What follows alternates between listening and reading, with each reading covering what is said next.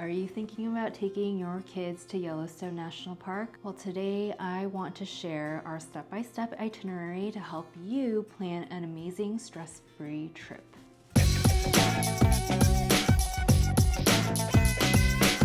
So day one was our travel day, and we traveled from Detroit, Michigan with a layover in Minneapolis straight on to Bozeman, Montana. We flew into Bozeman and rented a car with Turo, which was super convenient. And if you're flying in, Bozeman is a great starting point with family-friendly hotels and great food options. It's a cute little college town.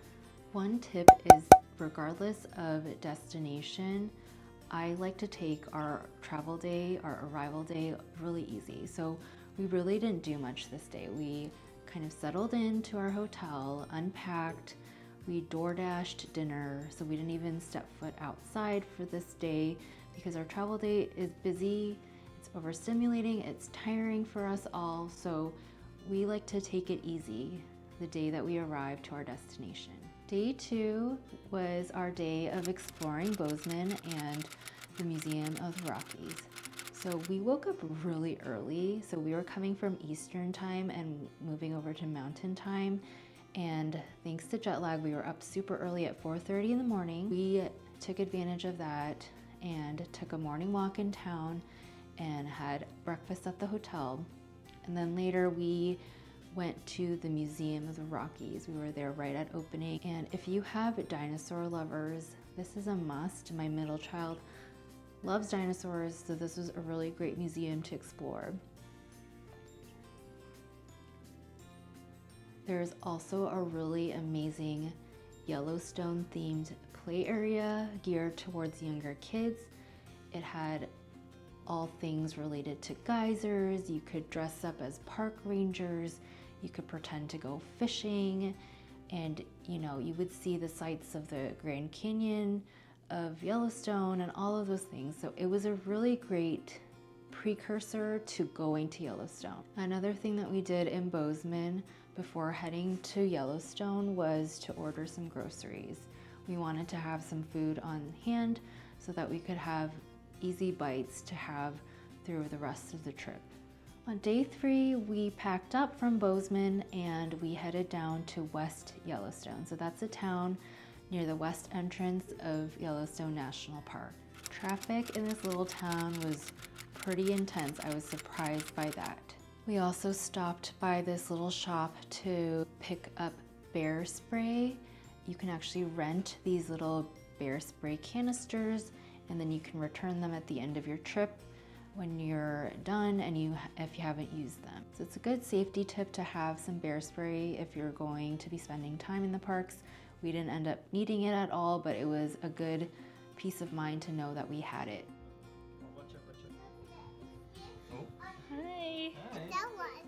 So we also checked into our hotel in West Yellowstone, and here in this town we stayed at the Three Bears Lodge, which was a cute little place to stay, and it's right in town. And after we got settled in at the hotel, we headed to the Grizzly and Wolf Discovery Center. It was a great way to learn a little bit more about some of the wildlife that we could see inside the park and to see them a little bit more up close and learn about them ahead of time. So day four was actually our first official day inside Yellowstone National Park. And this day we made it a priority to do Old Faithful and see some of the geysers. We started out pretty early. I think we left our hotel at around 7 in the morning, and there was still a long lineup at the west entrance of the park. And based on our experience, it seems like this is the busiest entrance into the park. So this was a really fun day of exploring. We saw tons of bison that morning entering the park.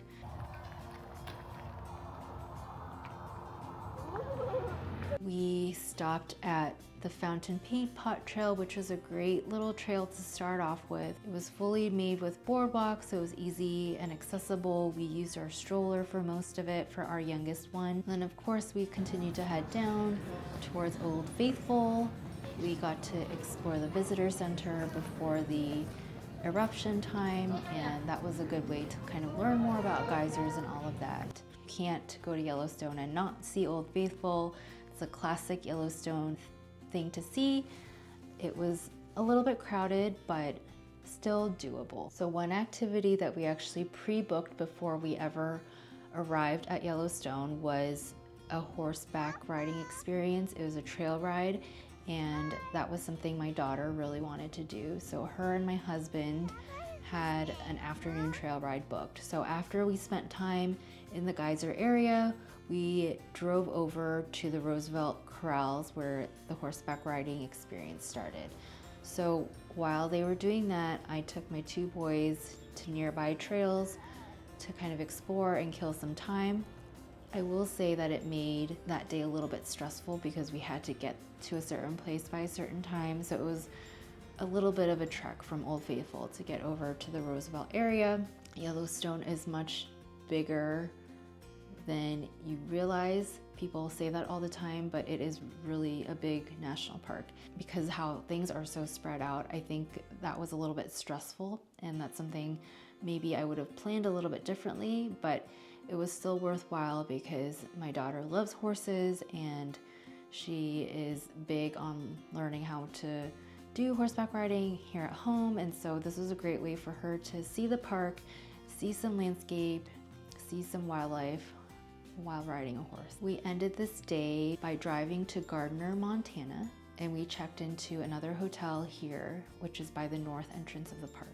Day 5 was a full day of wildlife and scenic stops. We spent the morning taking our time from the north entrance, which was way less busier than the west entrance. We saw sites like Undine Falls, lots of bison, of course.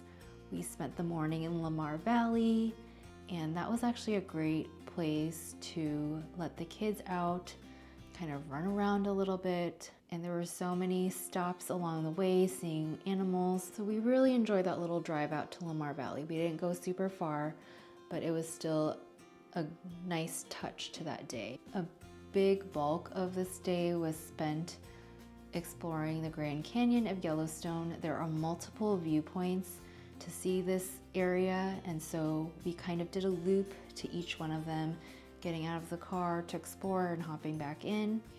I will say that's a little bit harder with a toddler, especially if getting in and out of the car, that transition can be challenging sometimes.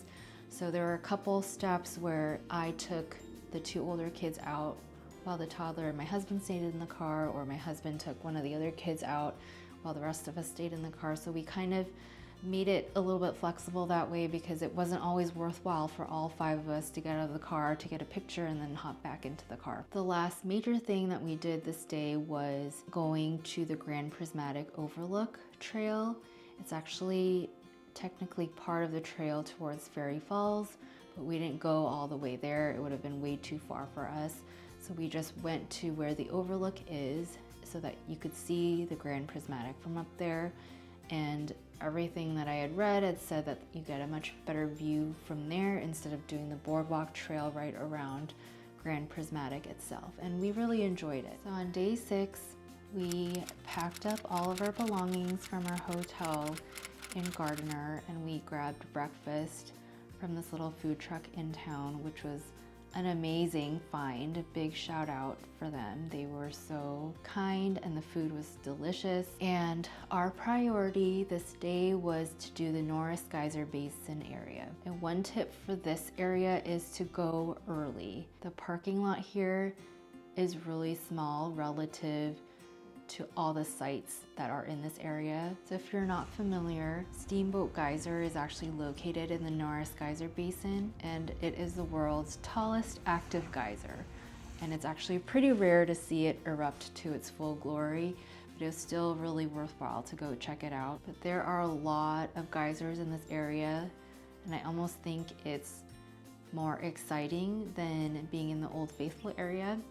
And because of that, the parking lot will fill up really fast, and there is overflow parking, but it's a further trek to get over to the trails from the overflow parking. And so if possible, I would hit up this area as early as possible so that you can get a good parking spot and not have to walk too far to get into the actual trails. After we did that area, we spent time around Mammoth Hot Springs, and this area was so unique and different from the rest of the park. There's actually a great way to drive through the different sections of Mammoth, and that was really needed because I think that at that point my kids were really tired of walking and all the hiking and all of that, so I think they were over it at that point. So it was really nice to do a slow, leisurely drive, get out a few times to take some photos, but to kind of just slowly drive through there. So we spent just the morning in the park. I think we were in there until about lunchtime, and then we headed back to the town of Gardiner through the north entrance to have lunch, and then we drove back to Bozeman. We spent the night at a hotel in Bozeman so that it would be an easier trek to the airport from there, and we flew back home on day 7. So would we do this trip again?